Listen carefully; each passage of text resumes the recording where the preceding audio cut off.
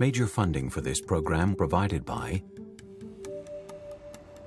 the National Endowment for the Humanities, because democracy demands wisdom.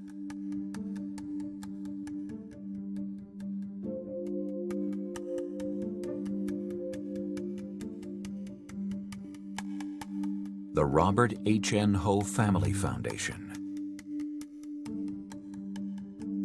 Additional funding provided by the Arthur Vining Davis Foundations, dedicated to strengthening America's future through education. The Shin Yo-en Foundation, the Bumper Foundation, and the Shelley and Donald Rubin Foundation. This program was made possible by the Corporation for Public Broadcasting and by contributions to your PBS station from viewers like you. Thank you.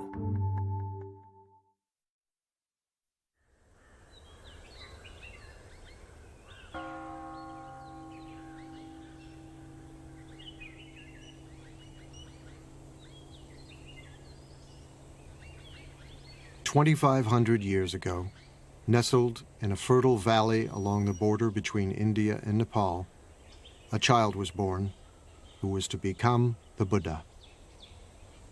The stories say that before his birth, his mother, the queen of a small Indian kingdom, had a dream.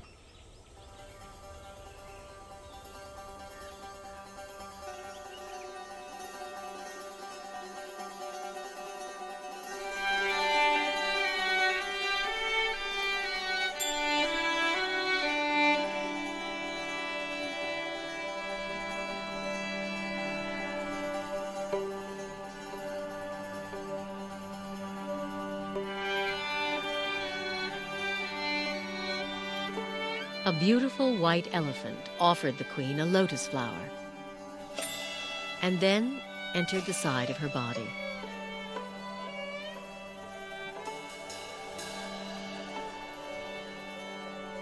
When sages were asked to interpret the dream, they predicted the queen would give birth to a son, destined to become either a great ruler or a holy man.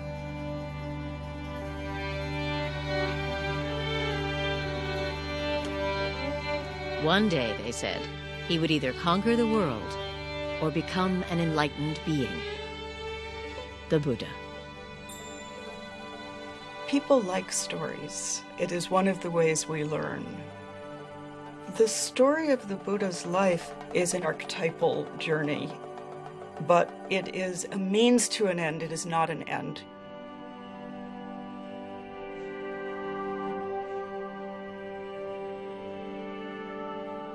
Within 10 months, as a tree lowered a branch to support her, a baby boy was born, emerging from her side. 7 days later, the queen died.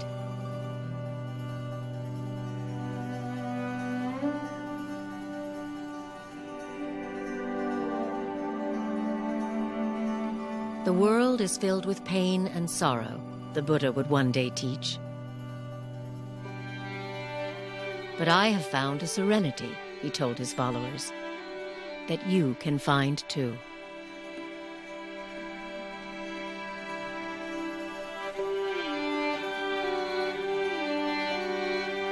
Everybody understands suffering. It's something that we all share with everybody else. It's at once utterly intimate and utterly shared. So Buddha says that's a place to begin. That's where we begin. No matter what your circumstances, you will end up losing everything you love. You will end up aging. You will end up ill. And the problem is that we need to figure out how to make that all be all right. What he actually said was that life is blissful. There's joy everywhere, only we're closed off to it. His teachings were actually about opening up the joyful or blissful nature of reality. But the bliss and the joy is in the transitoriness. Do you see this glass? I love this glass. It holds the water admirably. When I tap it, it has a lovely ring. When the sun shines on it, it reflects the light beautifully. But when the wind blows and the glass falls off the shelf and breaks, or if my elbow hits it and it falls to the ground, I say, of course. But when I know that the glass is already broken, every minute with it is precious.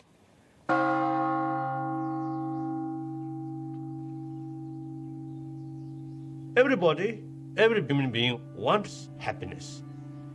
And Buddha, he acts like a teacher. You are your own master. Future, everything depends on your own shoulder. Buddha's responsibility is just to show the path. That's all. The Buddha can shine out from the eyes of anybody. Inside the buffeting of an ordinary human life, at any moment what the Buddha found, we can find.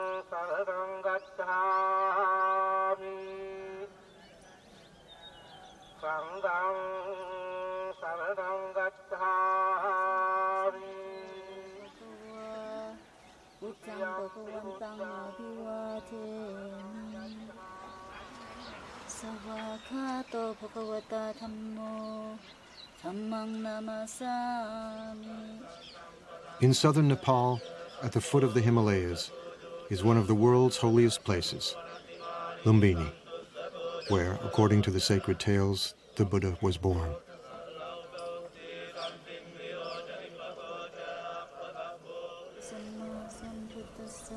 Today, Buddhist pilgrims from all over the world make their way here to be in the presence of the sage whose life story is inseparable from centuries of anecdotes and legends.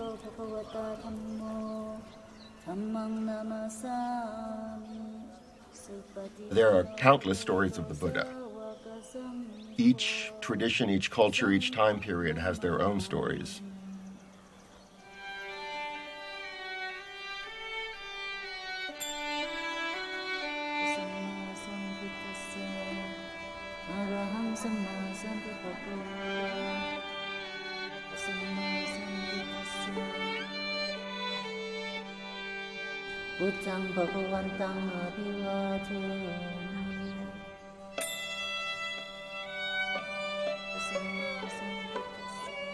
We have lots of visual narratives and artwork from all over Buddhist Asia.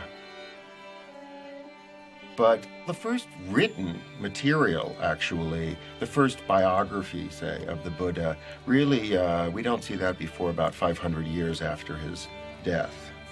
For the first few centuries, Buddhist narrative was oral.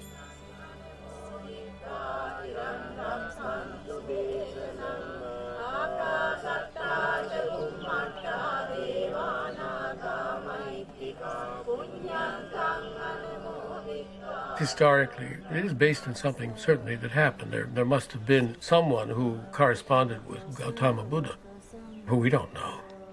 We don't know how much of it is pure fairy tale and how much of it is historic fact, but it doesn't matter.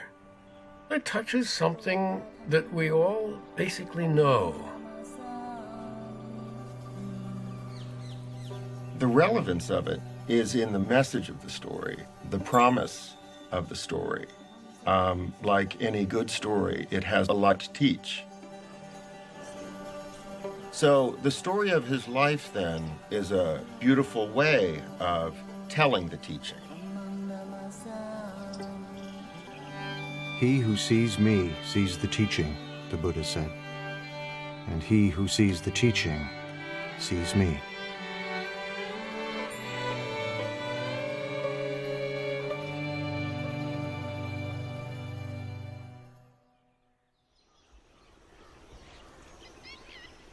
Born some 500 years before the birth of Jesus, the Buddha would grow to manhood in a town vanished long ago.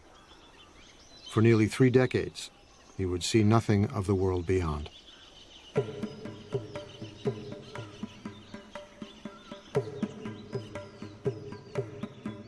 The tales say he was the son of a king, raised in a palace with every imaginable luxury. He was called Siddhartha Gautama, a prince among a clan of warriors. When I was a child, he said, I was delicately brought up, most delicately.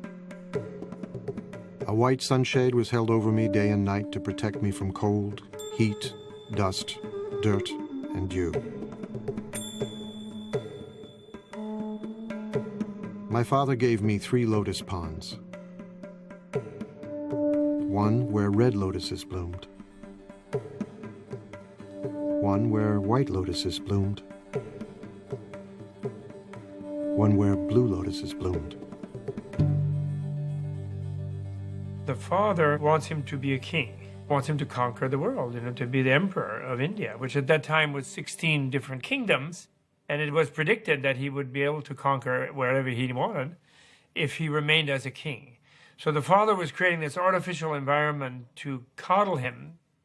His father wanted to prevent him from ever noticing that anything might be wrong with the world, because he hoped that he would stay in the life they knew and loved and not go off as was predicted at his birth, and possibly become a spiritual teacher rather than a king. Shielded from pain and suffering, Siddhartha indulged in a life of pure pleasure. Every whim satisfied, every desire fulfilled. I wore the most costly garments, ate the finest foods. I was surrounded by beautiful women.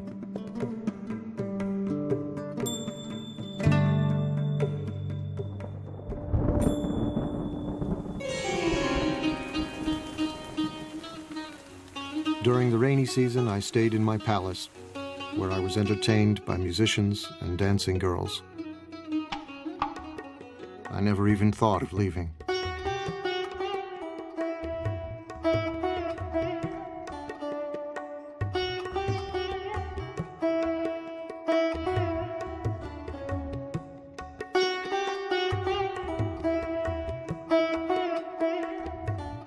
When he was 16, his father, drawing him tighter into palace life, married him to his cousin.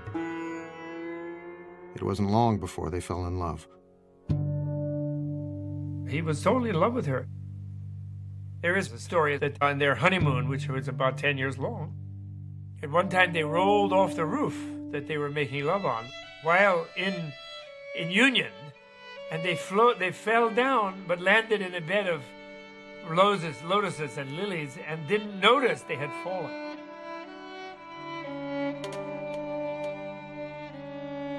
And so, the stories say, he indulged himself for 29 years, until the shimmering bubble of pleasure burst. His father does everything he can to never let him leave, never let him see the suffering that life is. But one day he goes outside and he's traveling through the kingdom, and he has the first of 4 encounters. He sees an old man, and he asks his attendant, and the attendant says, "Oh, that's change. One doesn't always stay young and perfect." Then, on the next tour outside, he sees a sick man and doesn't quite understand what it is. He asks his attendant, and the attendant says, "Oh, that happens to all of us." Everybody gets sick, and don't think you are a prince, you will not get sick. Your father will get sick, your mom will get sick, everybody will become sick.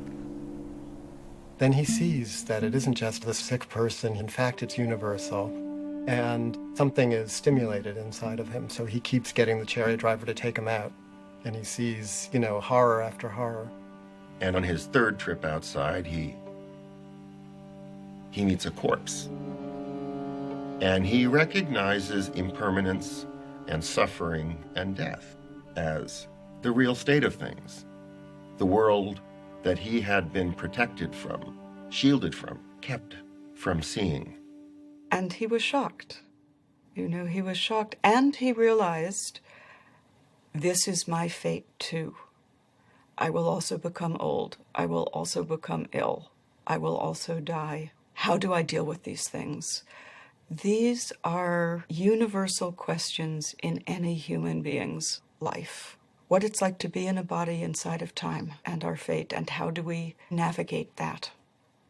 It really is a tale of the transformation from a certain naive, innocent relationship to your own life to wanting to know the full story, wanting to know the full truth. And then the fourth trip outside, he sees a spiritual seeker, someone who has decided to live a life completely other than his life in order to escape from impermanence, suffering, and death. So he has this sort of traumatic encounter with the pain and suffering of life. We try to protect our children. We don't want to let our children see all the pain that's in the world. But at a very early age, at a time before he could remember anything, at a time before there was conceptual thought, he already suffered the worst kind of loss that one could suffer. Suddenly and mysteriously, his mother died when he was a week old. So something tragic happened, right at the beginning. That might be what it takes to become a Buddha, is that you have to suffer on such a primitive level.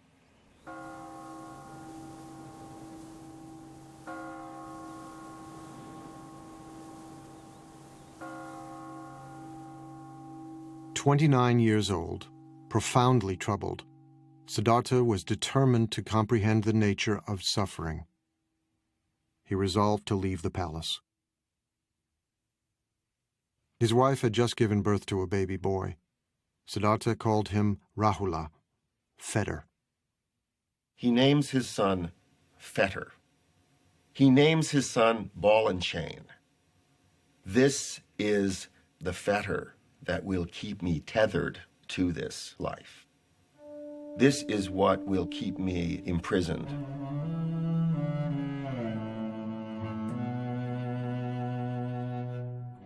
Late one summer evening, Siddhartha went into his wife's room. A lamp of scented oil lit up. His wife lay sleeping on a bed strewn with flowers, cradling their newborn son in her arms. He gazed from the threshold, deep in thought. If I take my wife's hand from my son's head and pick him up and hold him in my arms, it will be painful for me to leave. He turned away and climbed down to the palace courtyard. His beloved horse, Kantaka, was waiting. As he rode toward the city's northern wall, he leapt high into the air. Mara, the tempter god of desire, was waiting. You are destined, Mara told him, to rule a great empire. Go back, and worldly power will be yours.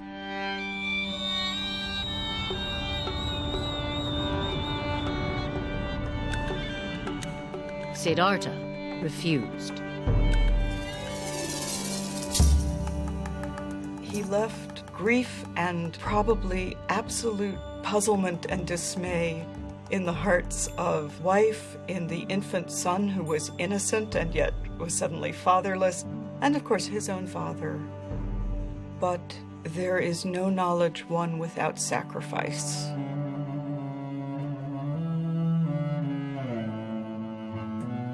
And this is one of the hard truths of human existence. In order to gain anything, you must first lose everything.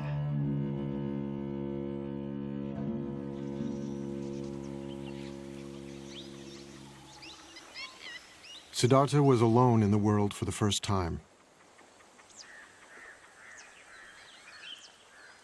On the bank of a nearby river, he drew his sword. Although my father and stepmother were grieving with tears on their faces, he said, I cut off my hair, I put on the yellow robes and went forth from home into homelessness. I had been wounded by the enjoyment of the world, and I had come out longing to obtain peace.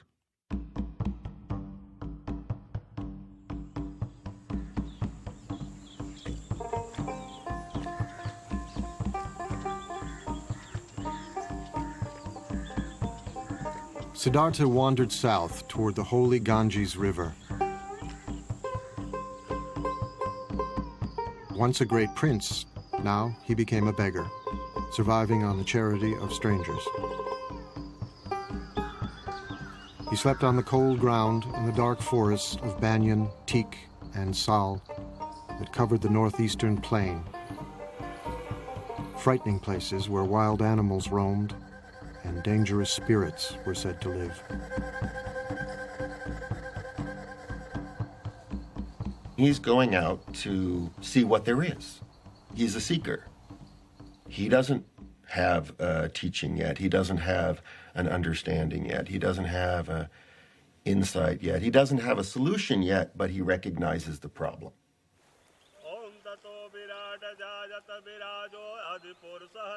Siddhartha could not expect help from the religion of the time, the ancient Vedic religion, steeped in ceremony and ritual.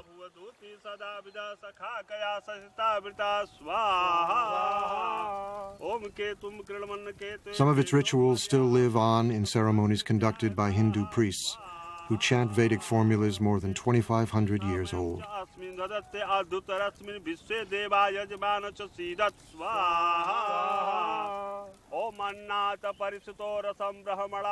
ये जब यहाँ पे सभ्यता का विकास हुआ, आज के करीब हजारों वर्ष पहले, ये जो हम पूजा करते हैं, अपने यज्ञ के विधान से हम अपने देवता और ग्रहों की जो उपासना करते हैं, उससे ये जो संसार में जितने भी प्राणी हैं, उनको सुख प्रदान करते हैं और आध्यात्मिक शांति प्रदान करते हैं.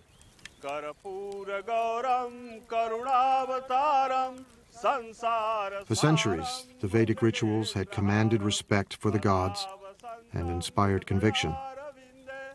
But by Siddhartha's time, the rituals no longer spoke to the spiritual needs of many Indians, leaving a spiritual vacuum and a sense of foreboding.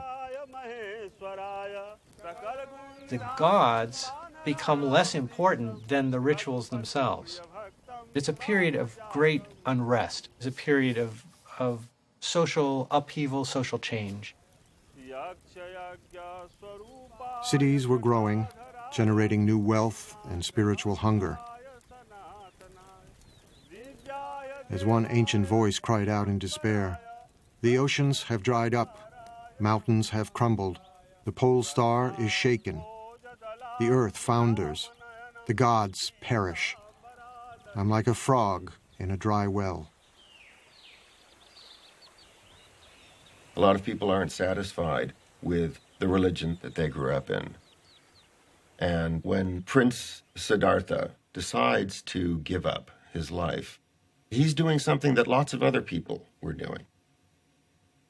Siddhartha joined thousands of searchers like himself, renunciants, men and even a few women who had renounced the world, embracing poverty and celibacy, living on the edge, just as spiritual seekers still do in India today.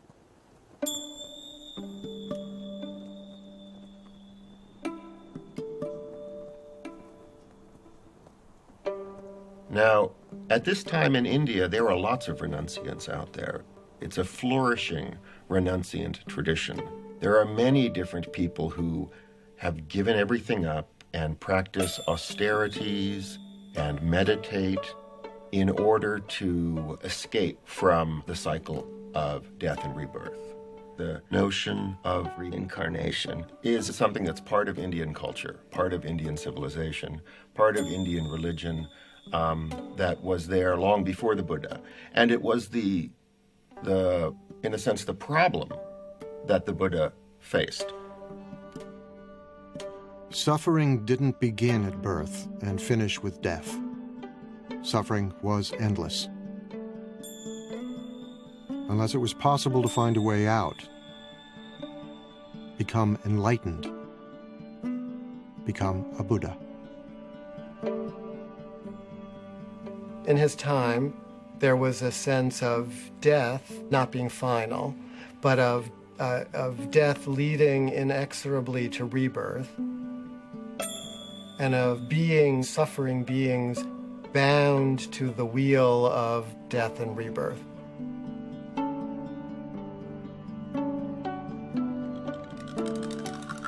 It is said that Siddhartha had lived many lives before this one. As countless animals,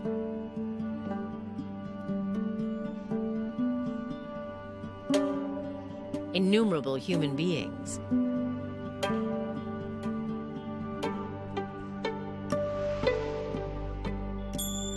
and even gods. Across 4 incalculable ages, the sacred texts say, and many eons, experiencing life in all its different forms.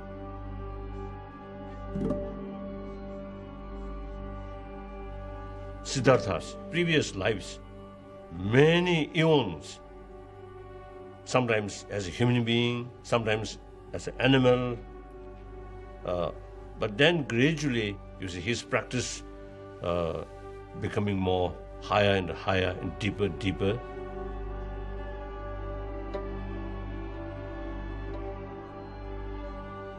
The idea is from life to progress more and more toward the enlightenment and become wiser and wiser.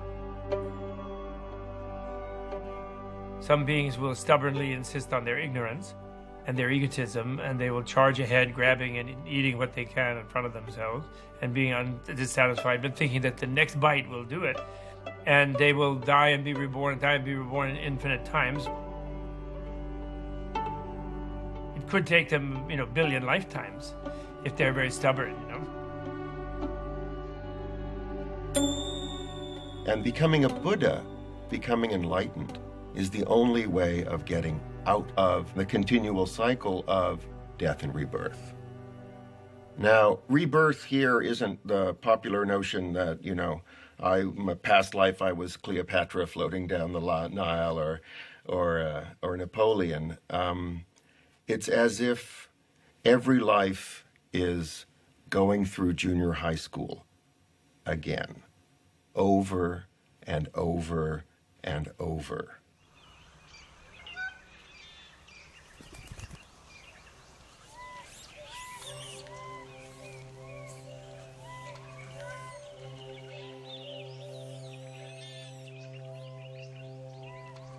With the authority of the priests worn thin and wisdom seekers like Siddhartha roaming the countryside, holy men emerged, teaching their own spiritual disciplines.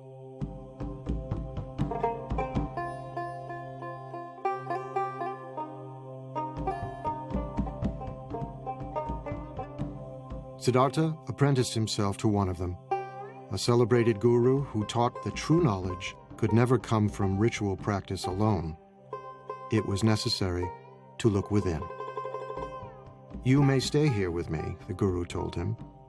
A wise person can soon dwell in his teacher's knowledge and experience it directly for himself.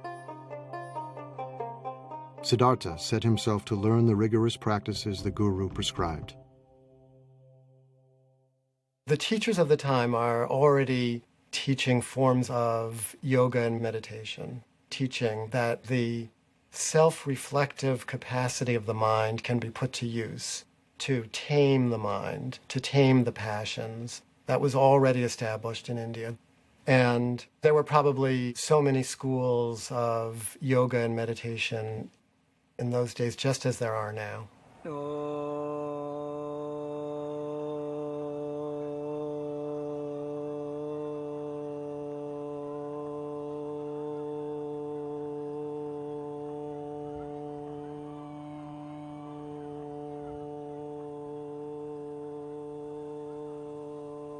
योग केवल शरीर के लिए नहीं है। शरीर के लिए तो अपने आप स्वाभाविक रूप से लाभ मिलता ही है। योग का जो मुख्य लक्ष्य है कि हम समाधि को प्राप्त कर जाएं। सर्वे भवन्तु सुखिना तुरंत नहीं आता। सर्वे by the Sadhana.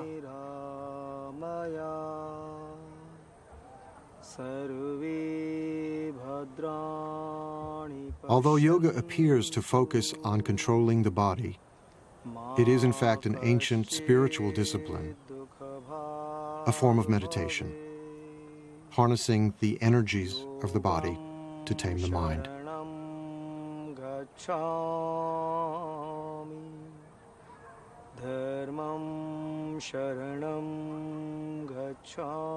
Some yogis learn to sit without moving for hours, breathing more and more slowly until they seem to be barely breathing at all. Om Shahana Vavatu Sarve Bhavantu Sukhina. All kinds of trance states are possible through meditation. If you hold the mind, if you concentrate the mind on a single object, be it a word or a candle flame or a sound, it's possible to transport the mind into all kinds of interesting places.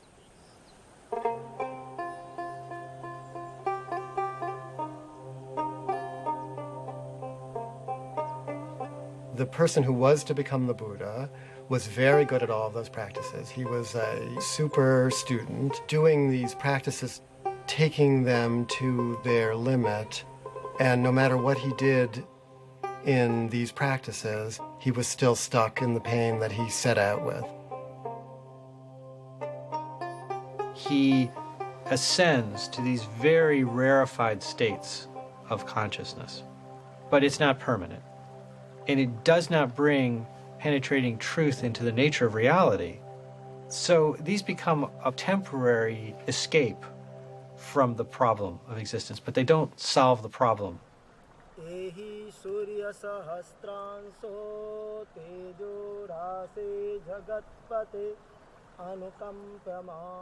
Siddhartha apprenticed himself to another popular guru, but the results were the same. The thought occurred to me, he said later. This practice does not lead to direct knowledge, to deeper awareness.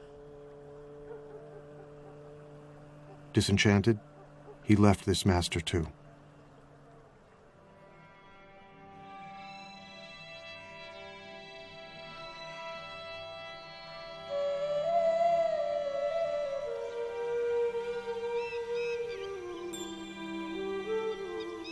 Siddhartha continued to drift south, still searching for the answer to his questions. Why do human beings suffer? Is there any escape? He's trying and trying and searching, and he already experienced extreme luxury, so now he tries extreme deprivation.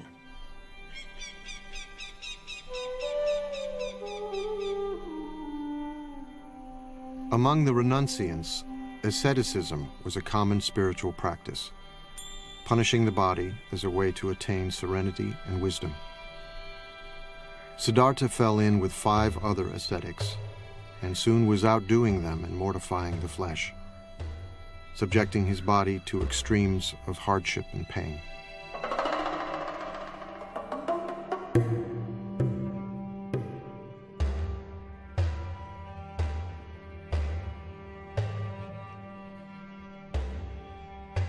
The body represents a fundamental problem.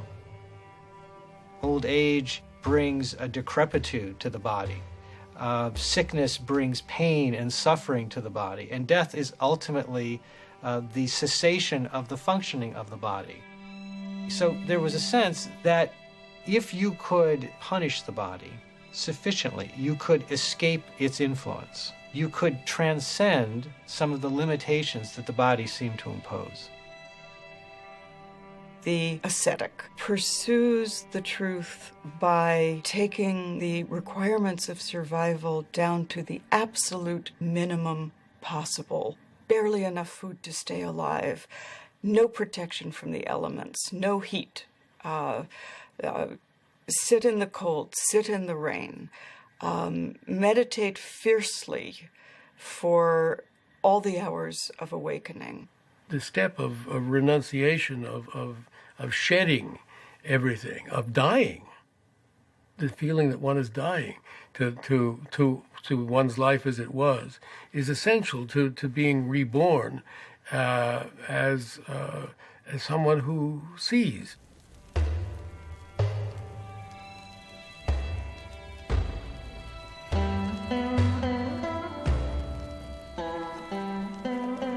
Ascetics can still be seen in India, firm in the belief that by subduing the flesh, they can gain spiritual power.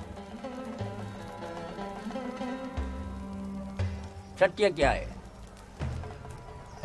एक time भोजन लेने में 24 घंटे में एक second अपने को प्रत्यक्ष बता देता है कि सत्य क्या है. था छोड़ दिया 16 उम्र में. इसलिए सोचता हूँ कि हर चीज मोह नहीं रखता. ये मार्ग से ये मार्ग जो आगे बढ़ने के लिए इसमें मैं मोह नहीं रखता. मोह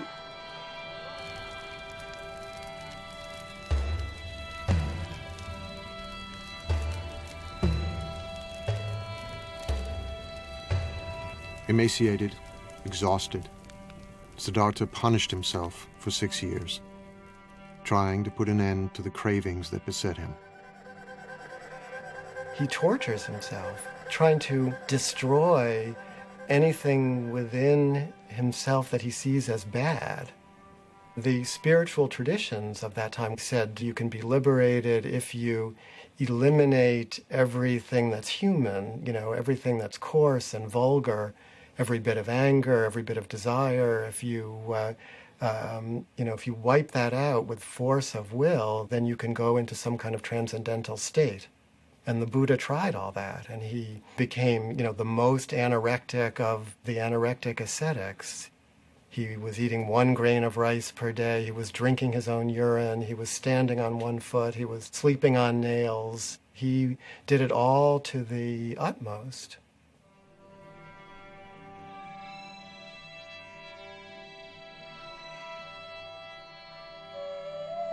My body slowly became extremely emaciated, Siddhartha said.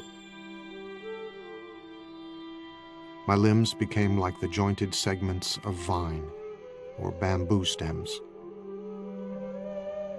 My spine stood out like a string of beads. My ribs jutted out like the jutting rafters of an old abandoned building. The gleam of my eyes appeared to be sunk deep in my eye sockets, like the gleam of water deep in a well. My scalp shriveled and withered like a green bitter gourd, shriveled and withered in the heat and wind.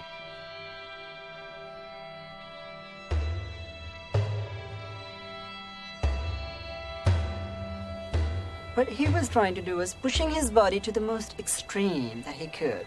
But then he realized that from that, he cannot gain what he wants. Trying to torture the body becomes too much.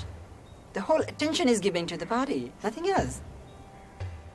He surrendered himself completely to the hard training that he was given. And what he discovered, having tried this completely for many years, was that he had not answered his question. It hadn't worked.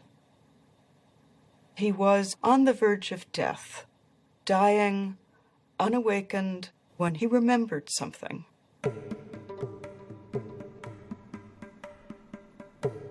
He remembered a day when he was young and sat by the river with his father, and the perfection of the world as it was simply gave itself to him. Years before, when Siddhartha was a small boy, his father, the king, had taken him to a spring planting festival.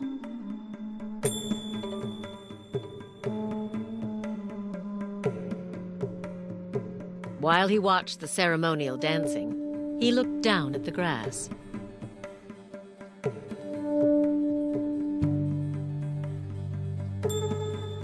He thought about the insects and their eggs, destroyed as the field was planted. He was overwhelmed with sadness. One great taproot of Buddhism is compassion, which is the deep affection that we feel for everything because we're all in it together, be it other human beings, other animals, the planet as a whole, the creatures of this planet, the trees and rivers of this planet. Everything is connected.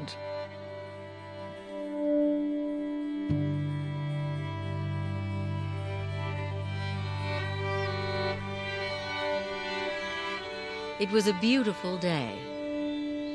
His mind drifted.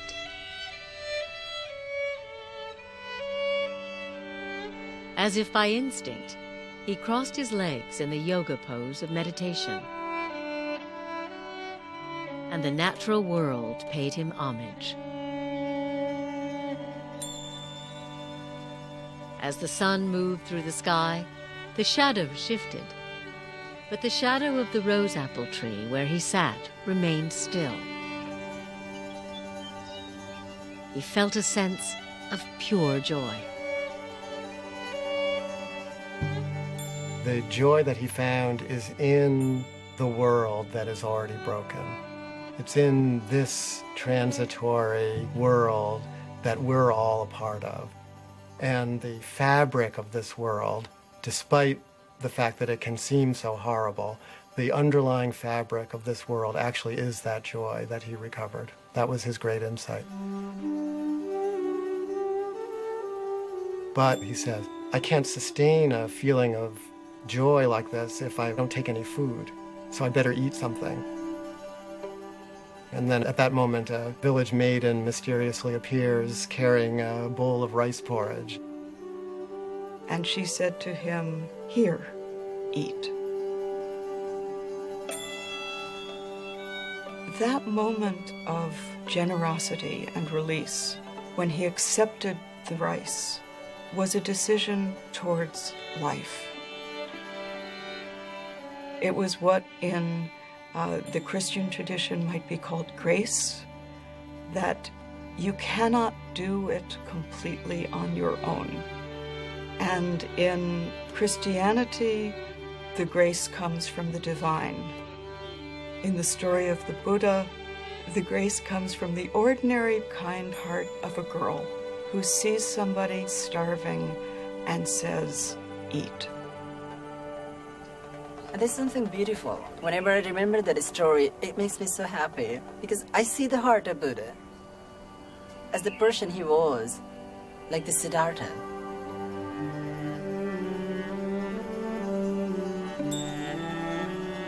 This dish was the dish he used to be fed by his stepmother, rice pudding. He was missing that so much. And then he remembered maybe further and further, and he remembered about his wife, about his son, and the deepest emotions that he had suppressed. They overpowered. They came up. They were still there. He had a feeling of missing. He had a feeling of seeing his son, and a feeling of being near his loved ones. They were so powerful. Oh, this must have soaked his whole entire being. He was actually an utter failure. He had been clinging to the path of asceticism, and when he took the food, what followed was a return of his original question. Life is painful. Life involves change. This is still a problem. The problem didn't disappear.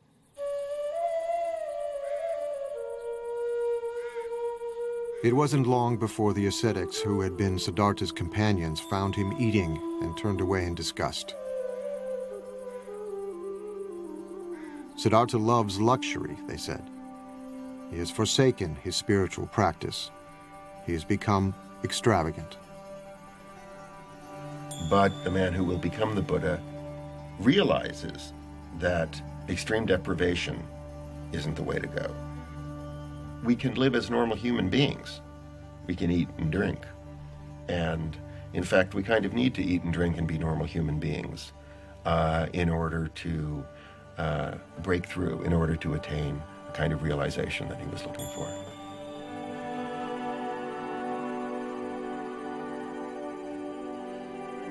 Siddhartha had put his faith in 2 gurus. They hadn't helped him. He'd punished his mind and body.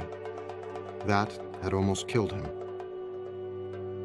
Now, he knew what he must do.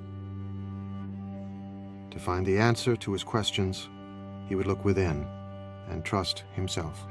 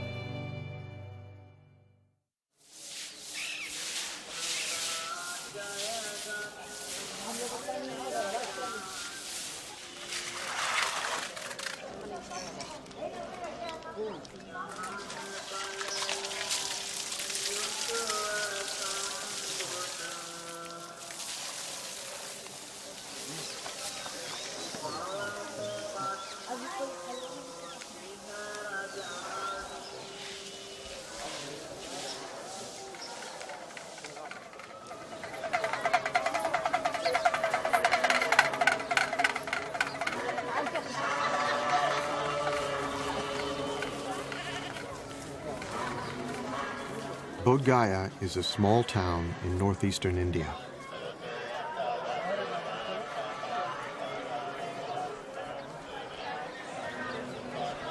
Throngs of pilgrims have come here from all over the world for more than 16 centuries.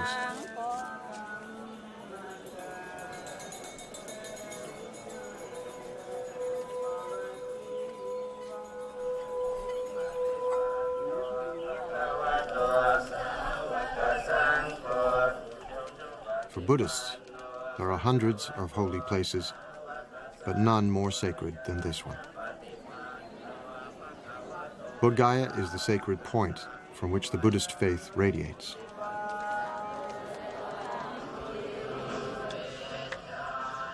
Some pilgrims travel great distances, reciting prayers and prostrating themselves every step of the way.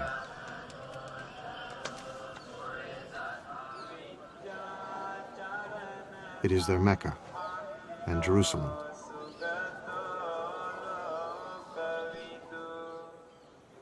Their Holy of Holies is not the imposing temple beside them, but a simple fig tree, Ficus religiosa, the Bodhi tree. The tree, it is said, is descended from the Buddha's time.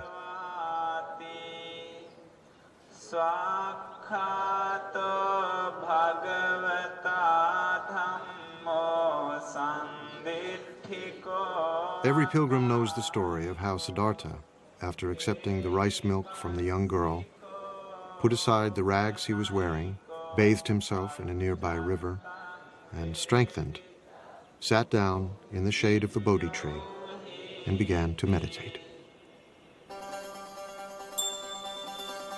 It was springtime. The moon was full.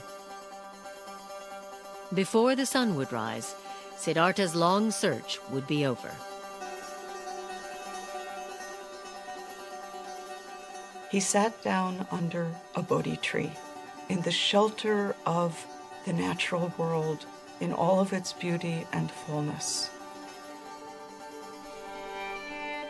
And he said, "I will not move from this place until I have solved my problem.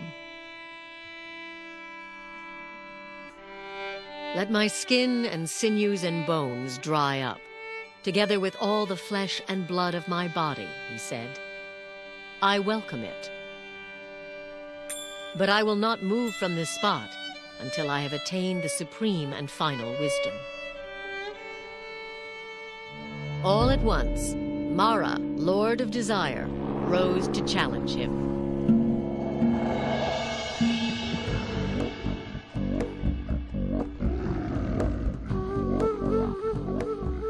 With an army of demons, he attacked.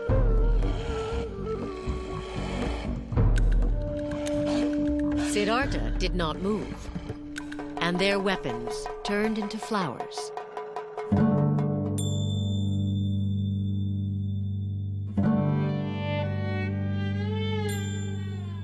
Mara is the ruler of this realm of desire, this world that we all live in. And what he's afraid Siddhartha is going to do when he attains enlightenment and becomes the Buddha is conquer that world. That is, he's going to do away with desire. He's going to wreck the whole game. Mara did not give up. He sent his 3 daughters to seduce him.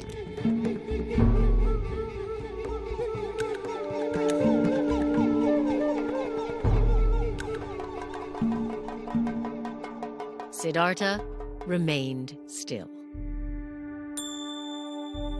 When he faces Mara, he faces himself and his own destructive capacity. But he's not the warrior trying to do battle with those qualities. He's discovered his own capacity for equanimity.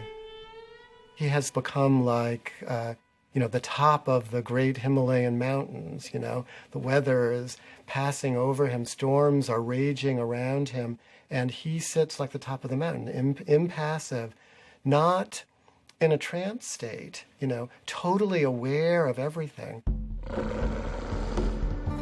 So he frustrates Mara. Siddhartha resisted every temptation Mara could devise. The Lord of Desire had one final test.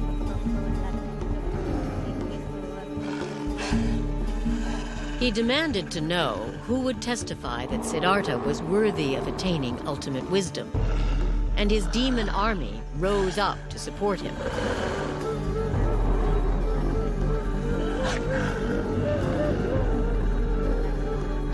Siddhartha said nothing. He reached down and touched the ground, and the earth shuddered.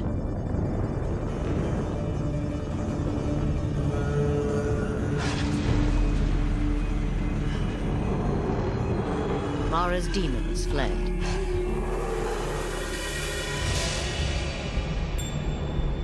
The Buddha reaches down and with his finger touches the earth.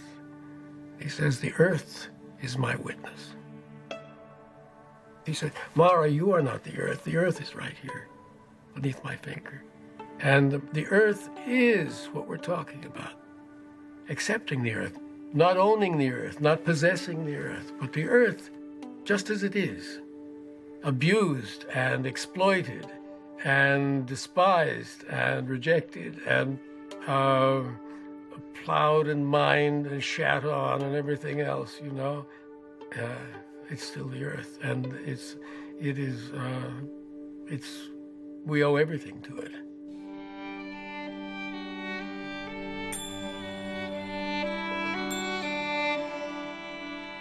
Siddhartha meditated throughout the night, and all his former lives passed before him.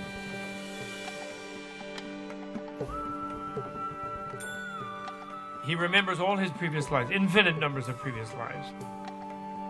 Female and male and every other race and every other being in the vast ocean of life forms. And he remembered that all viscerally, so that means his awareness expanded to be all, so that all the moments of the past were completely present to him.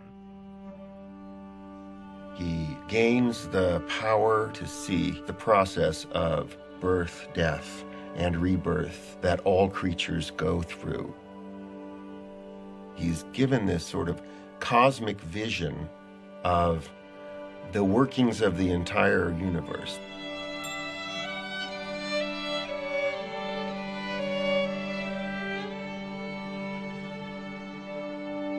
As the morning star appeared, he roared like a lion. "My mind," he said, "is at peace." The heavens shook, and the Bodhi tree rained down flowers. He had become the awakened one, the Buddha.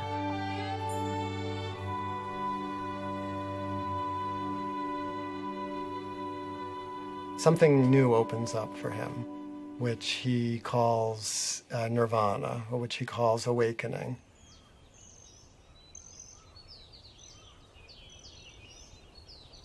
He said, "At this moment, all beings and I awaken together." So it was not just him, it was all the universe. He touched the earth, as earth is my witness.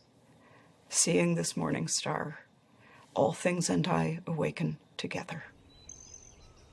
It's not like entering a new state. It's uncovering or surrendering to the reality that has always been there. He realized he'd always been in nirvana, that nirvana was always the case. Your reality itself is nirvana. It's the unreality, it's your ignorance that makes you think you're this self-centered, separate being trying to fight off an overwhelming universe and failing. You are that universe. You're already enlightened. He's saying the capacity for enlightenment, that your awakeness already exists within you.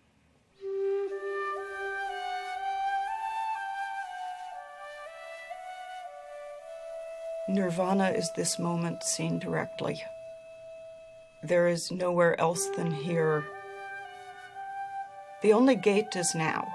The only doorway is your own body and mind. There's nowhere to go. There's nothing else to be. There's no destination. It's not something to aim for in the afterlife. It's simply the quality of this moment. Just this room where we are. Pay attention to that. Pay attention to who's there. Pay attention to what isn't known there. Pay attention to what is known there. Pay attention to what everyone is thinking and feeling. What you're doing there. And pay attention. Pay attention.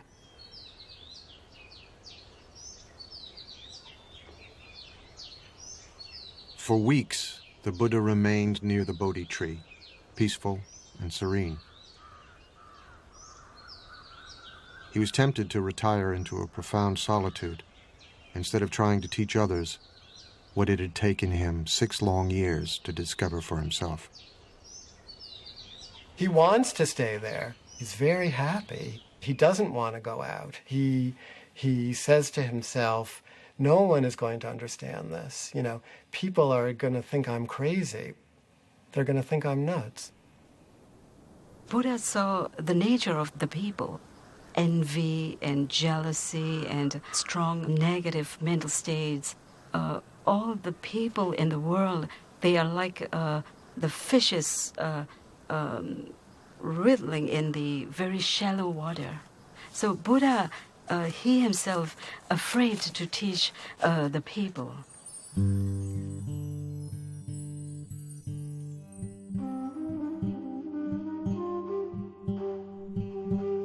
The myth is that God comes to the Buddha. Brahma comes on his knees and says, please, we need you. Why don't you try talking about what you just understood? Because the world needs it. The gods need it and the men need it. You know, people need it. And then Buddha decided to give his teachings. Because of the great compassion, it's not an ordinary compassion.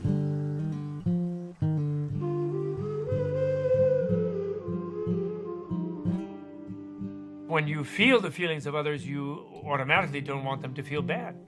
You feel the feeling of your hand, you don't put it in the oven. I mean, you're not being compassionate to your hand, you just feel the pain, so you're not going to put it there. So you feel others' pain, you're going to do your best to help them alleviate it. When somebody becomes enlightened, something blooms in his heart. It's like a flower blooms, and it cannot hold the fragrance. It has to naturally release. So it's like he naturally had to release his radiance. He has to share this joy that was in his heart. 35 years old, the Buddha would devote the rest of his life to bringing his teachings, the Dharma, the fundamental laws of all things, into the world. But as he had feared, it would not be easy. As he set off to share what he had learned, he met a wandering ascetic. "Who is your guru?" the ascetic asked him. The Buddha said he had no guru, that he had attained enlightenment on his own. "It may be so," the ascetic said, and walked away. On his first attempt to teach, the Buddha had failed. Buddha meets someone who doesn't see anything special about him, because the awakened Buddha doesn't look any different from anybody else. He is ordinary. Buddhism is not about being special. Buddhism is about being ordinary, and it is not about the continual exudation of bliss. It is about walking a normal human life with normal human beings, doing normal human things, and this reminds you that you yourself might be a Buddha at this moment. The person you're looking at might be one. It's an interesting practice. Just each person you see as you walk down the street, Buddha, Buddha, Buddha, Buddha, Buddha.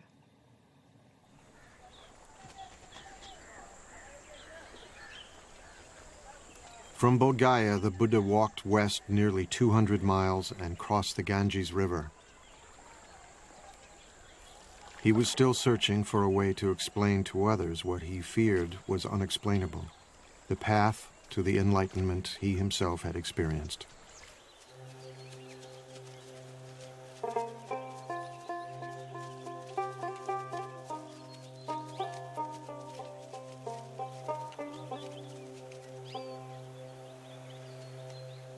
In a deer park in Sarnath, not far from the Ganges, he would try again.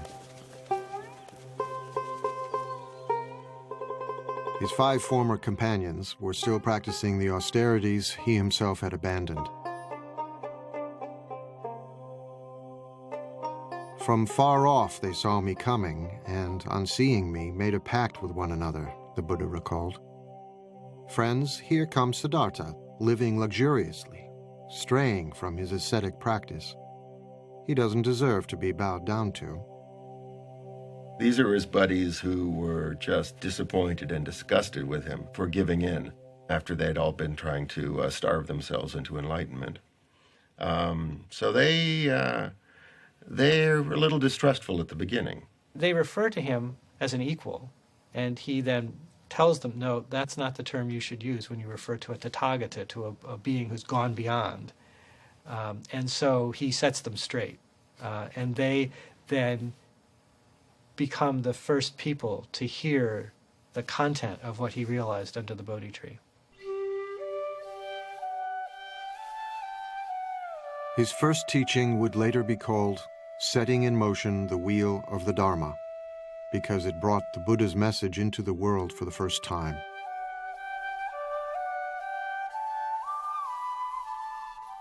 He did not propound a dogma. Instead, he spoke from his own experience, out of his own heart.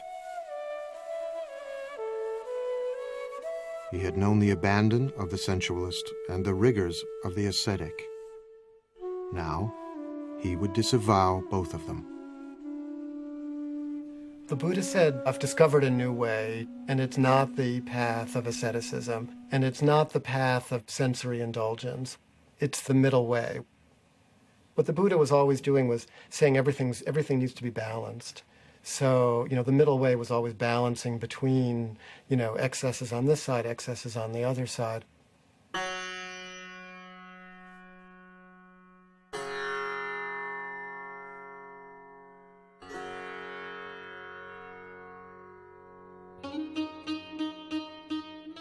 Fair goes the dancing when the sitar is tuned. Tune us the sitar, neither high nor low, and we will dance away the hearts of men.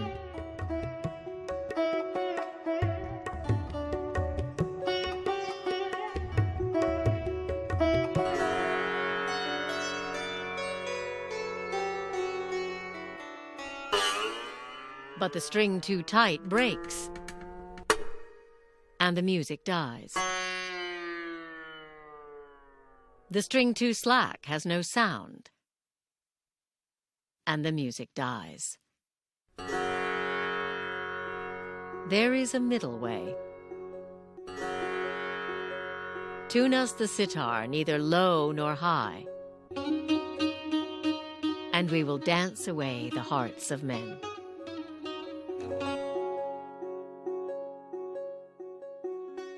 The path to enlightenment lay along the middle way, the Buddha taught, and the ascetics listened. Now he would answer the question that 6 years before had provoked his spiritual journey, the question of suffering. Buddhists don't have a creation story. There is no creator deity. It's not really of interest. It's not an issue. What's of interest is the problem of human suffering and the solution to human suffering. Pretty much everything else, right, is beside the point. The Buddha's analysis of suffering came in the form of what have come to be called the Four Noble Truths. There is no commandments or anything. The first noble truth is that there is suffering in this world. Generally, this suffering has been mistranslated. Suffering is not entirely accurate to the word that the Buddha probably used. It means something closer to dissatisfaction, that, we're never quite happy, and if we are, that's gone in an instant anyhow. And he says that this suffering, this unsatisfactoriness, doesn't arise by itself. It has causes. Our own mind causes it.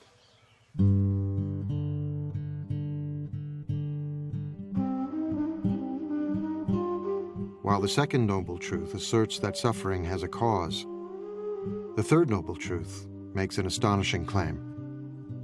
You really can be free of suffering by understanding the cause of suffering.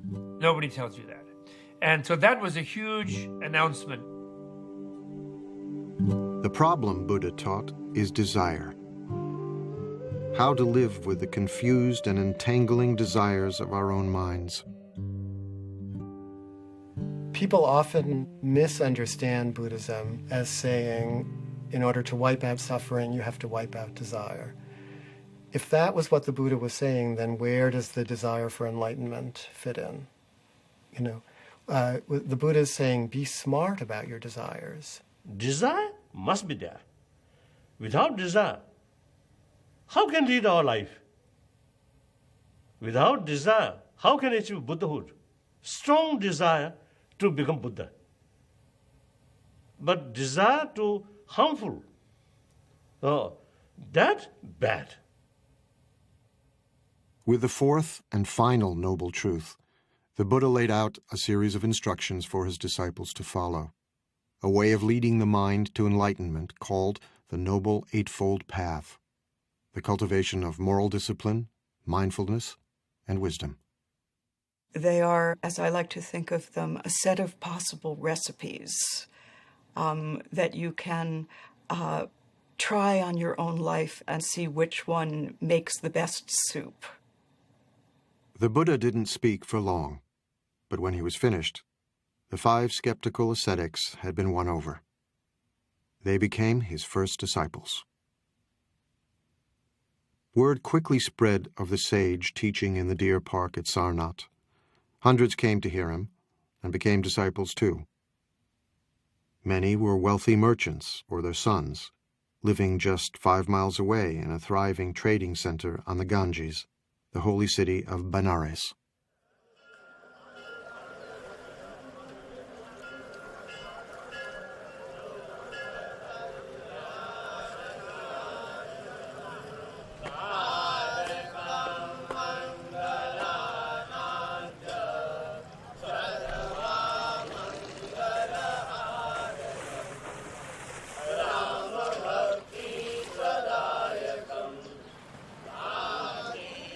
Today, Benares is the most sacred city in all of India, as it has been for millennia.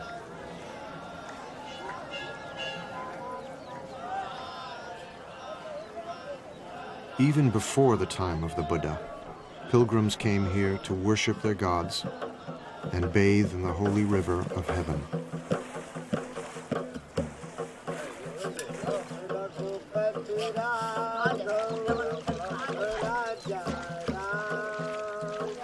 You see people purifying themselves, bathing in the Ganges. You see priests performing rituals.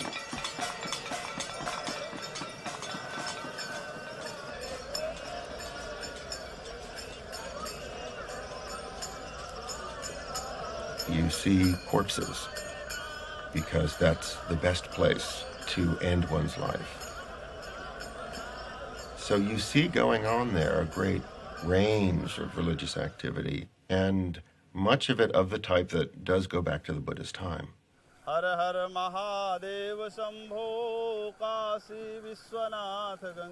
Many of today's sacred ceremonies on the Ganges echo the ancient practices of the Vedic priests, the Brahmins. In the Buddha's day, only the Brahmins could mediate between the gods and men. Only they could conduct the holy rituals that were said to preserve the universe itself.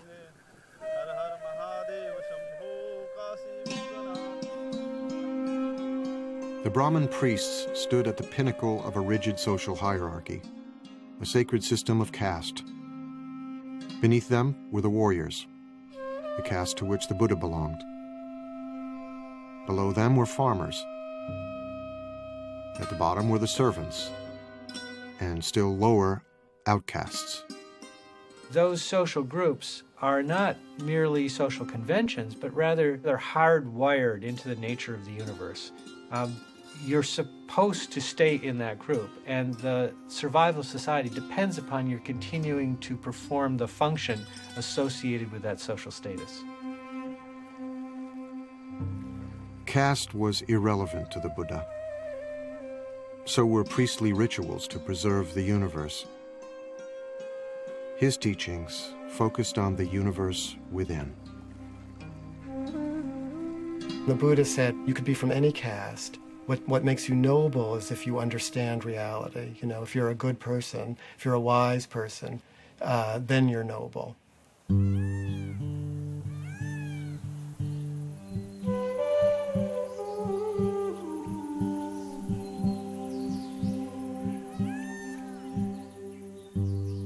In time, a devoted gathering of monks formed around the Buddha at Sarnath, near the Ganges.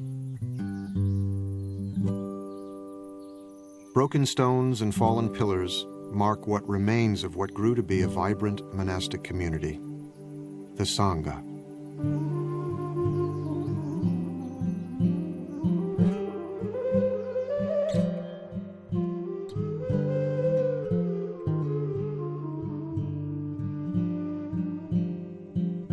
It took the Buddha many, many years to find his way, but he didn't want it to be so hard for people. And so he established a community who could live together and help one another.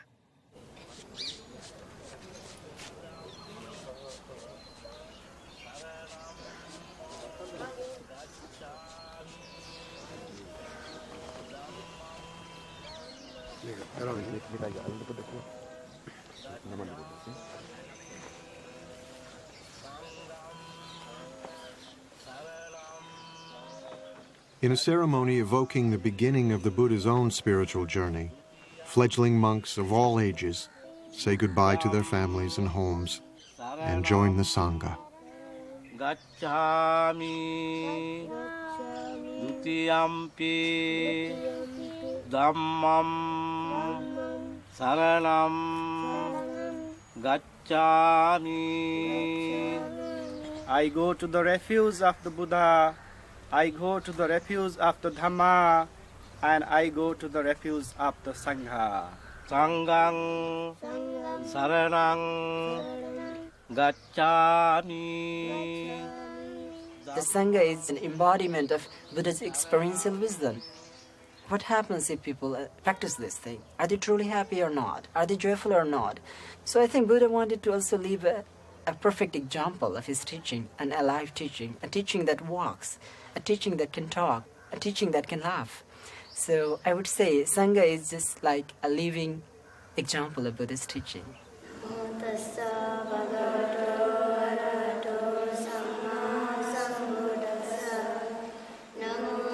The first Sangha was a radical institution, open to people of every caste and remarkable for the times in which the Buddha lived, to both men and women. The Buddha was part of a culture deeply suspicious of women. The attitude towards women at the time was very critical, and many things were impossible for them. So that was a very revolutionary thing to do that in that times of India. By ordaining women as nuns, the Buddha gave women the chance to escape the drudgery of daily life.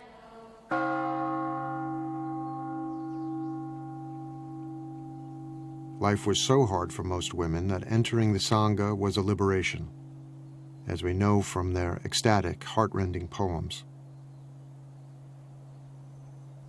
So freed, so thoroughly freed am I, from my pestle, my shameless husband and his sunshade making, my moldy old pot with its water snake smell.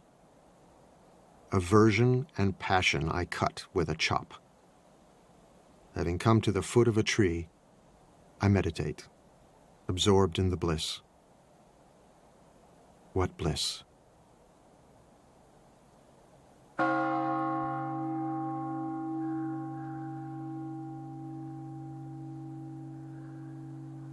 Bliss, nirvana, the Buddha taught, could be found in the fleeting moment through the practice of meditation. The Buddha showed his followers how to come to terms with their own roiling thoughts and desires by paying attention to them, by becoming aware, becoming mindful. As an ancient poem counsels, like an archer, an arrow, the wise man steadies his trembling mind, a fickle and restless weapon. Many times our mind is not peaceful enough. So we realize that perhaps we need to understand more about mind itself and how to balance the emotions, how to balance our mind and try to cultivate more happiness. The difficulties come from within. One experiences unexpected things from one's mind. Most dangerous skeptical doubts. Doubts about oneself, doubts about the Buddha. Physical is we can get from from the food and from the supplement of vitamins and and for the mind this is the only way we have to. Only medicine. Meditation is not about getting rid of anger, getting rid of lust, or getting rid of jealousy. Even while becoming monk, often we experience anger. It happens. It often happens when people start teasing you like a shaven, bald-headed person. But it gives a good chance for us to realize that, okay, let's see, this anger arises. What is it?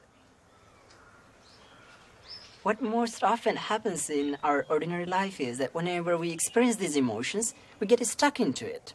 It starts twisting us. But Buddhism is going through inside it and getting out of it peacefully. And I think that gives us more joy. And that makes human life more full, more around. It's not like we are not living in partial truth, but it's like whole of things together. It takes time to comprehend this. And then, by practicing again and again, the practitioner becomes very balanced, and one reaches a state of very strong equanimity. Equanimity towards the physical and mental objects. And this is the base camp for the summit. Enlightenment.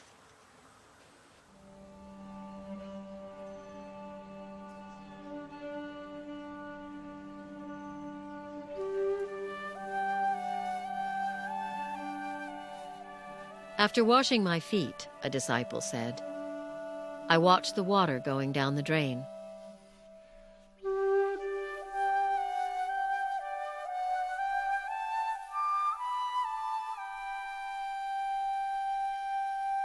I am calm. I control my mind like a noble thoroughbred horse.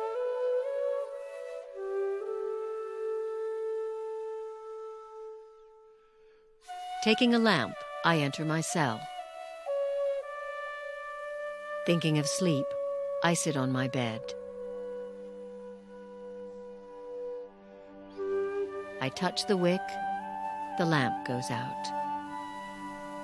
Nirvana. My mind is freed.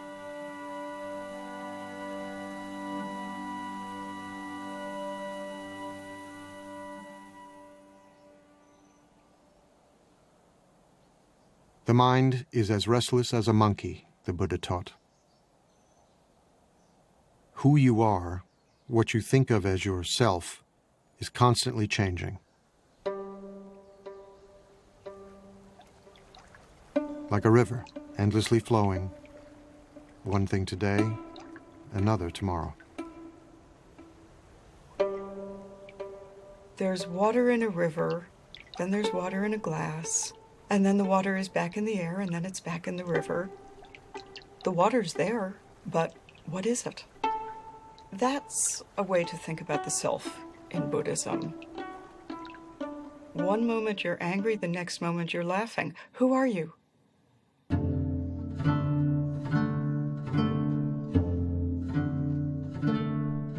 A seed becomes a plant.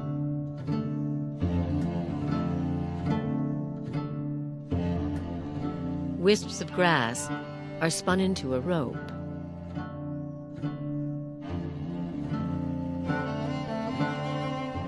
A trickling stream turns into a river.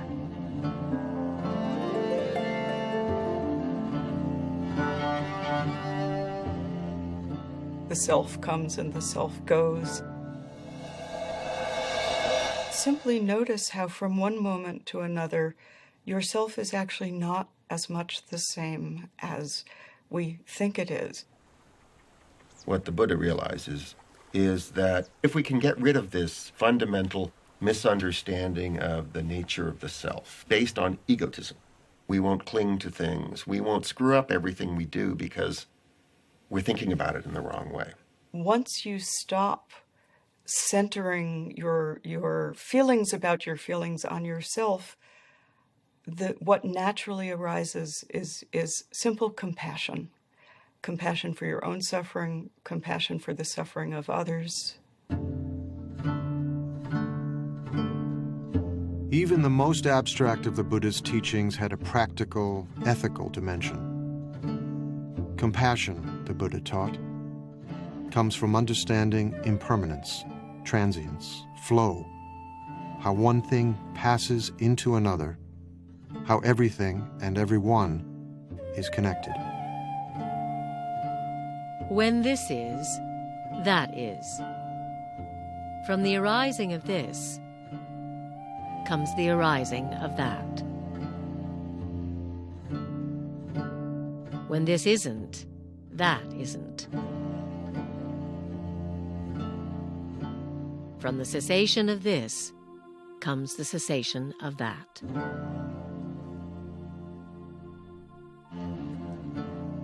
This is always connected to that.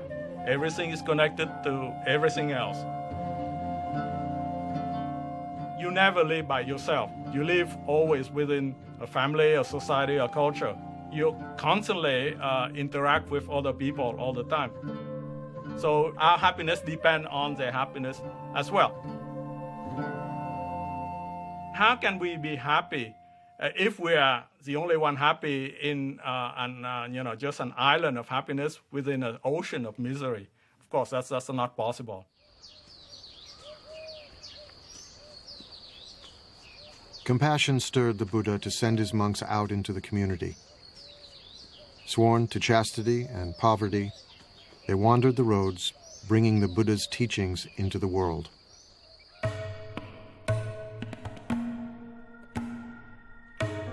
Go forth, monks, for the happiness of the many, out of compassion for the world. There are beings whose eyes have little dust on them, who will perish if they do not hear the teaching. But if they hear the teaching, they will gain liberation. The monks exist by begging. We think of begging as kind of a bad thing. Begging in this tradition is a good thing. It's a sign of spiritual purity. You're not allowed to beg tomorrow's lunch today. Only today's lunch. Then you can't eat from noon until dawn the next day. Then you have to go out and get another lunch. And then in exchange for lunch, you give a lecture. Unless they say we don't want to hear about it, then you don't. But that's the only thing but that forces you to interact with the lay community.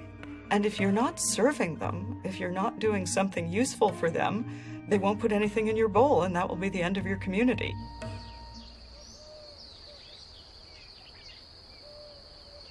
The Buddha himself wandered across northeast India, teaching and gathering new disciples everywhere he went. You didn't have to become a monk or a nun to become a Buddhist. The Buddha's teachings were for everyone.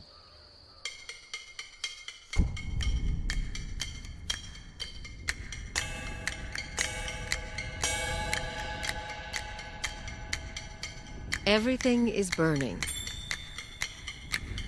What is burning? The eyes are burning. Everything seen by the eyes is burning.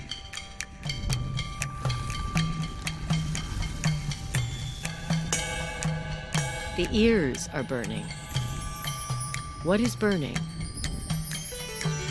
Everything heard by the ears is burning.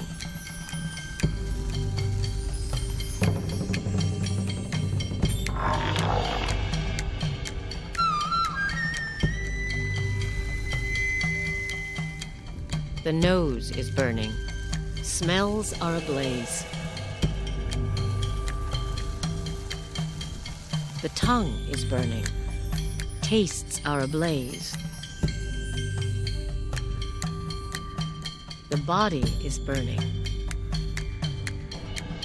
The mind is burning. We're on fire. We may not know it, but we're on fire, and we have to put that fire out.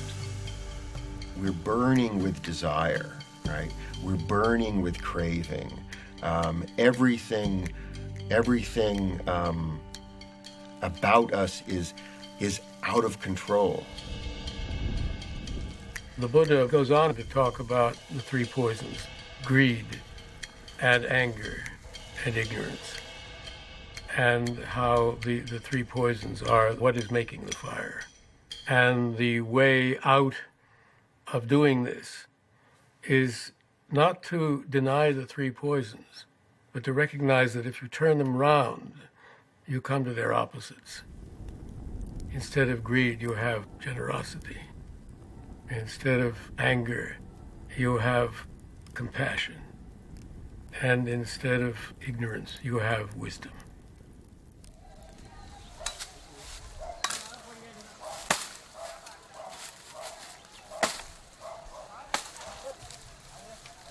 I can give my teachings in brief, the Buddha said. I can teach in detail. It is those who understand that are hard to find. There are stories of people coming to the Buddha and saying, I am leaving your teaching because you have not told me about whether there is a life after death or whether there is another world. And the Buddha says, did I ever say that I would give you the answer to these things? No, Lord, you didn't. Why do you think that I never said that I would give you the answer to these things? Because these are not the things that you need to know. The thing that you need to know is how to deal with suffering. Because at this very moment, what made you ask that question was suffering. The Buddha was, above all, a pragmatist. He did not expect his followers to agree with everything he said. He encouraged them to debate and argue, to challenge him. Buddhists say, my follower should not accept my teaching out of devotion, but rather your own experiment. Even Buddha himself, in order to get final enlightenment, need hard work. So investigate based on reason through logical investigation, if something contradicts in the Buddha's own word, then we have the right to reject that. As the Buddha gathered more and more followers, stories spread of his miracles, which mixed the marvelous with the mundane. One story tells how 500 pieces of firewood split at the Buddha's command.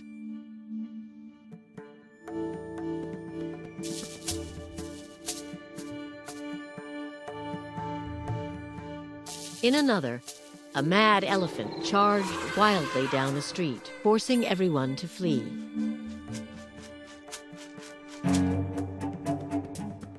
Only the Buddha remained, quietly waiting.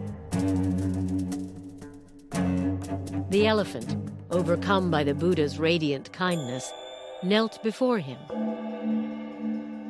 and the Buddha patted his leathery trunk. What is the meaning of miracle? Miracle is something unexpected. I think 100 years ago, jumbo jets or some of these really computers or these, I think in their eye, this is something miracle. Because miracle is something cannot understand. So now, I think within this century, we may find some new ideas or new facts. So far, we spend all our energy and time for research on matter, not internal world. This skull, small space, but a lot of mysterious things still there. The great field of knowledge is as tiny as the Earth is in the universe. I mean, it's a speck. And the universe is what we don't know, and it will always be that way. However much we find out, it will still be that way, because the unknown is vastly, it's unspeakably greater than anything we will ever know.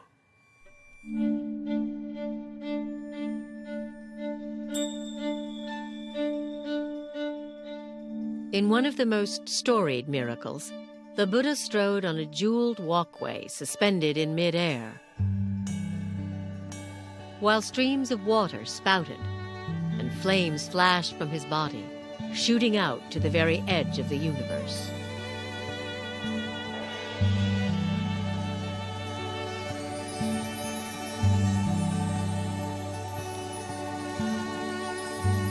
And as the Buddha sat on a lotus flower giving his teachings, he replicated himself, filling the sky with multitudes of Buddhas for all to see and wonder.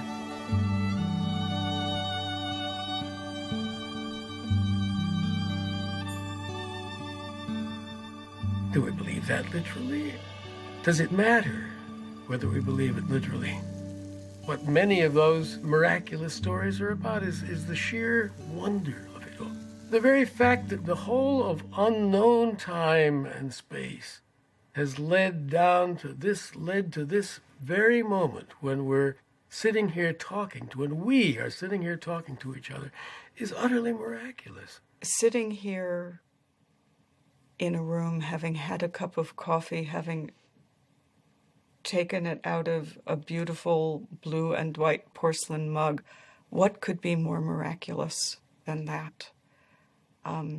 Everyday life around us is already so implausible and so glorious that what need for further miracles? And that's the teaching of the Buddha. That's the miraculous teaching of the Buddha.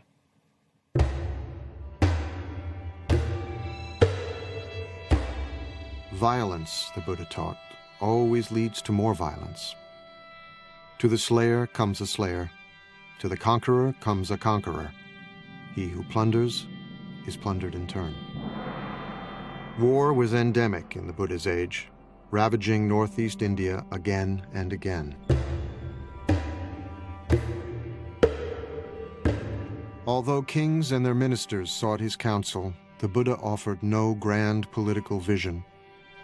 he was powerless to stop the killing and the fighting. Even the men, women, and children of his former kingdom were massacred by a marauding king, forced into pits and trampled by elephants.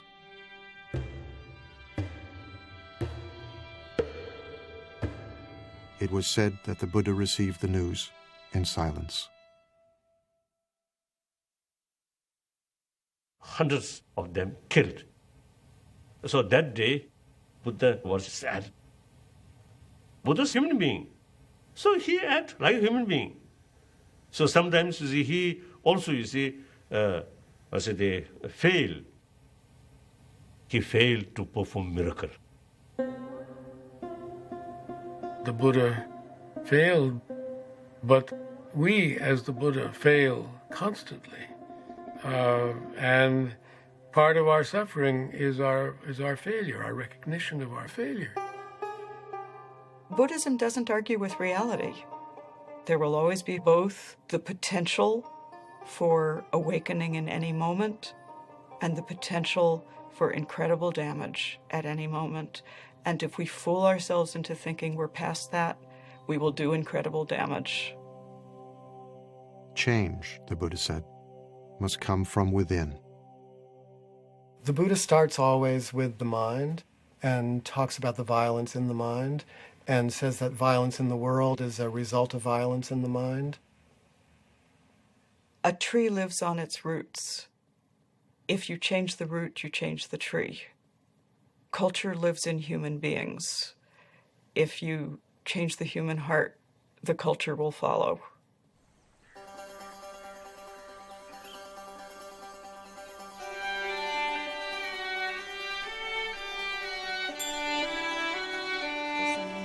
For decades, the Buddha shared his teachings all across northeastern India. Let all beings be happy, he taught, weak or strong, great or small. Let us cherish all creatures as a mother her only child. Barefoot in his robes, he was still walking the roads when he was 80, but old age was upon him. His back hurt, his stomach was often in pain. I am old, worn out, he told a trusted disciple, like a dilapidated cart held together with thin straps. The world is so sweet, he said, that he could understand wanting to live for at least another century. But he was frail and exhausted.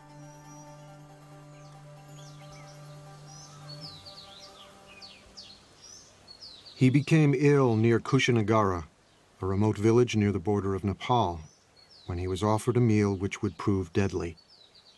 The food was spoiled. He ate what was offered to him, and it's said that he knew it was bad, but he took it anyway because it was offered and didn't want the person who offered it to feel bad because it was his time.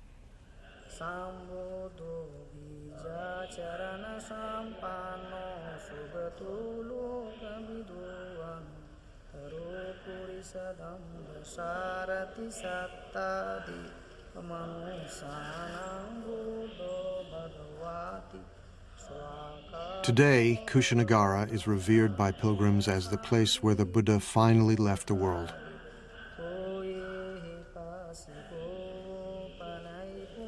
It was in Kushinagara where he grew weak and asked to be laid on his side in a quiet grove of sal trees. As he neared the end, his disciples began to weep, stricken with grief.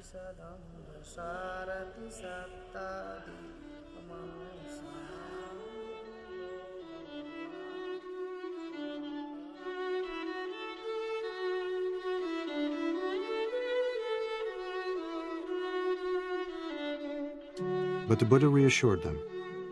All things change, he said. Whatever is born is subject to decay. He's saying this is a natural process. He tells his disciples, use this time, use the energy here, even this, for your own awakening. So he used even his own death and their sadness as a time to remind them of what their real task was.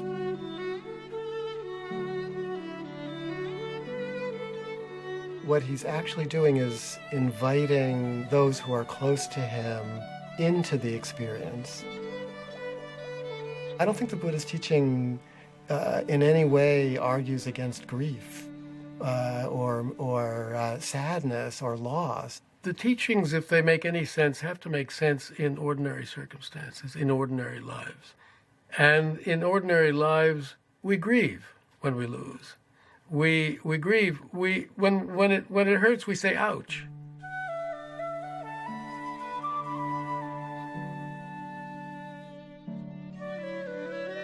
Buddhism is trying to look at things the way they are, the way it is, just as it is. It hurts. This is life. This is our life. And our relation to life involves losing it, too. You don't get beyond these things. You don't get beyond them. It's all right to feel what human beings feel. And we are not supposed to turn into rocks or trees when we practice Buddhism. Buddhas laugh, cry, dance, feel ecstasy, probably even feel despair. It is how we know the world. It is how we live inside of our hearts and not dissociated from them. The Buddha had always been saying goodbye. Now he prepared to leave the earth forever. He would never be reborn, never die again. It may be that after I'm gone, the Buddha told his disciples, that some of you will think, now we have no teacher. But that is not how you should see it. Let the Dharma and the discipline that I have taught you be your teacher. All individual things pass away. Strive on, untiringly. These were the Buddha's last words.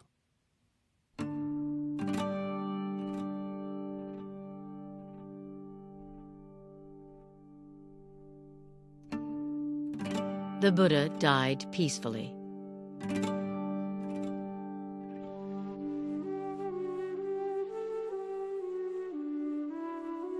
His head was pointed to the north, his face to the west.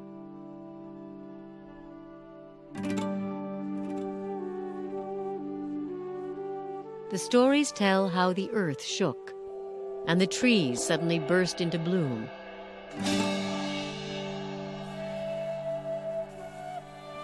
Their petals falling gently on his still body, falling out of reverence.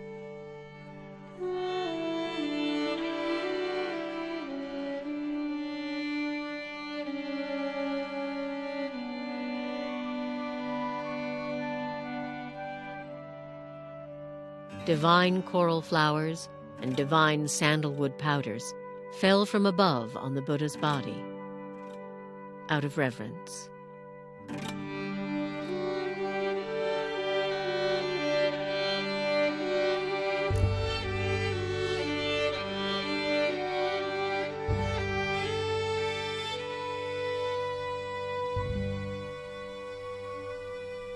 His disciples were quite upset.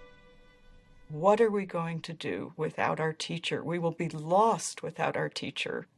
But his instruction was so simple and so clear. I am not your light. I am not your authority. You've been with me a long time now. Be your own light.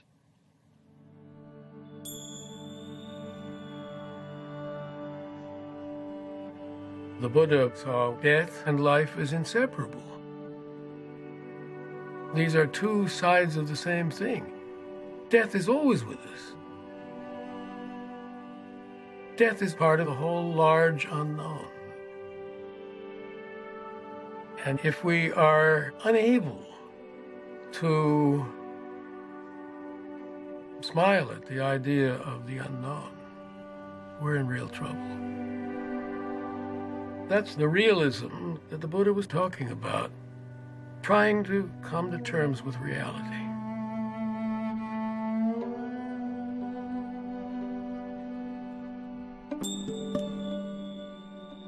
When he was 29 and still Prince Siddhartha, the Buddha had left his wife, child, and family to try and understand the nature of suffering.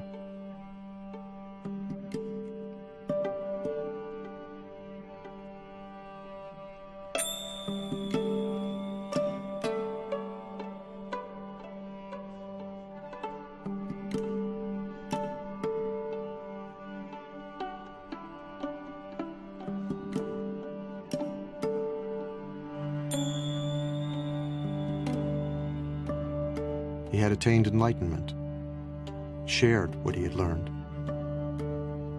and left a path for others to follow.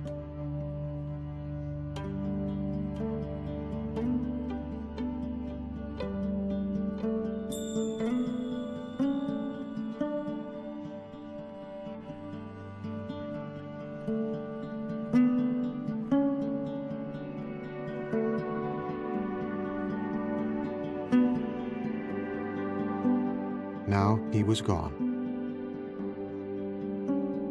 But before he died, he had asked his followers to remember him by making pilgrimage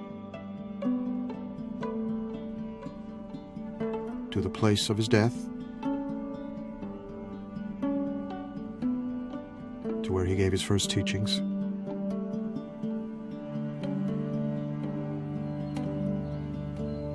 where he achieved enlightenment,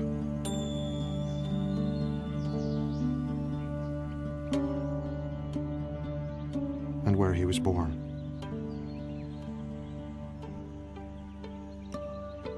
Those four places mark out a sacred biography.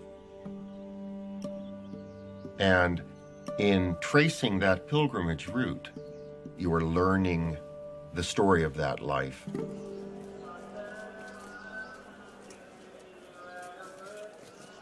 At places of pilgrimage, temples were built, images were installed, and relics were enshrined. Millions of people get immense inspiration.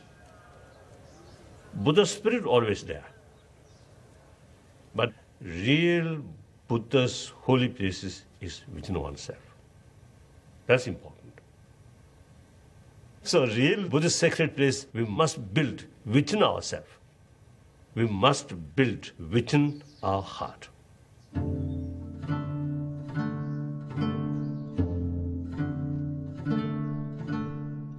Although the Buddha had predicted that his teachings, like everything else, would in time disappear, Buddhism flourished in India for 1,500 years.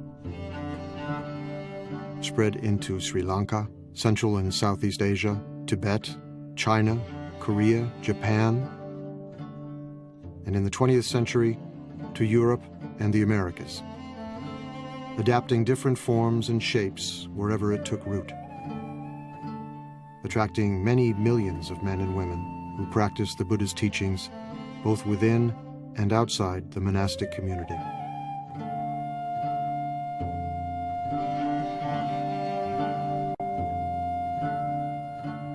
But everywhere and in every age, the essence of the story remains the same. The Buddha said that we've turned this world into a painful place. And this world does not have to be a painful place. This world can be a world inhabited by Buddhas.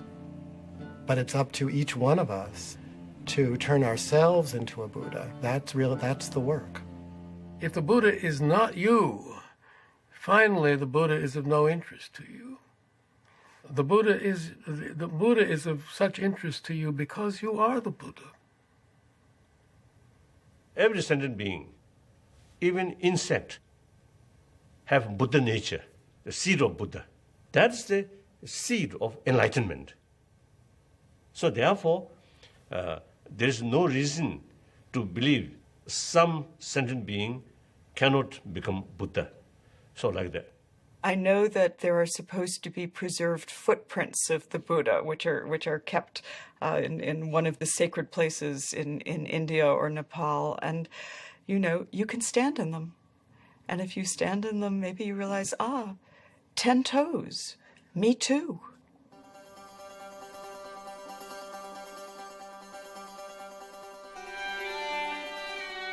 There is a story of a Brahmin who one day found the Buddha under a tree, calmly meditating. The Buddha's mind was still. He radiated such power and strength that the Brahmin was reminded of a tusker elephant.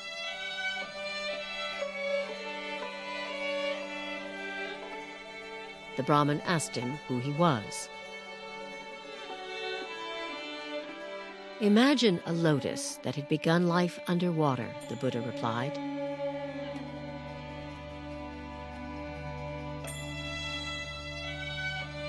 But grew and rose above the surface until it stood free.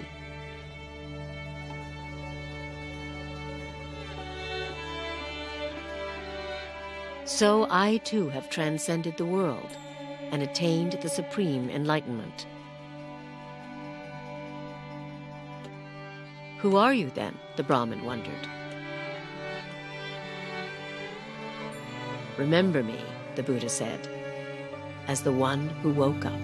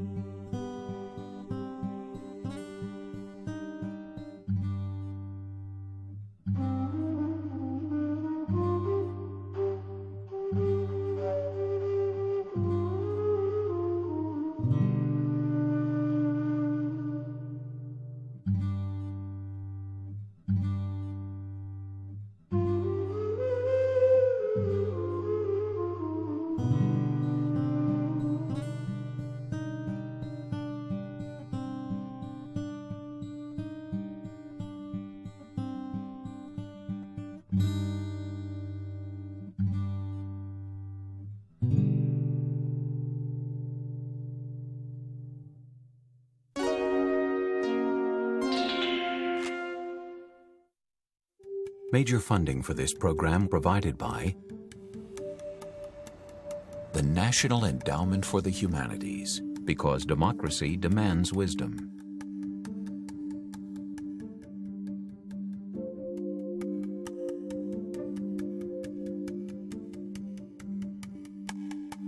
The Robert H. N. Ho Family Foundation. Additional funding provided by the Arthur Vining Davis Foundations, dedicated to strengthening America's future through education. The Shin-Yo-En Foundation, the Bumper Foundation, and the Shelley and Donald Rubin Foundation.